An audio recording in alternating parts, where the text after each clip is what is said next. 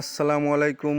যাদের খামারে অটো ডিঙ্কার আছে তারা সবসময় একটা সমস্যা ফেস করেন, সেটা হলো অটো ডিঙ্কারে অনেক সময় পানি আসে না, আবার ওভার হয়ে পানি পড়ে যায়।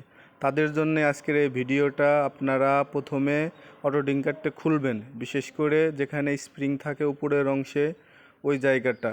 তারপর স্প্রিংয়ের ওইখানে অনেক সময় ময়লা জমে, স্প্রিং লুজ হয়ে যায়। ময়লা জমলে সেটি ভালোভাবে পরিষ্কার করে দিয়ে তারপর আবার স্প্রিংটা লাগাবেন, এবং স্প্রিং লুজ হয়ে গেলে নতুন একটা স্প্রিং দিবেন, অথবা ওই স্প্রিংটা একটু দেখবেন যে অনেক সময় লুজ হওয়ার কারণ থাকে কি, বেশি চাপের কারণে একটু টেনে লম্বা করে দিয়ে আবার সেট করবেন।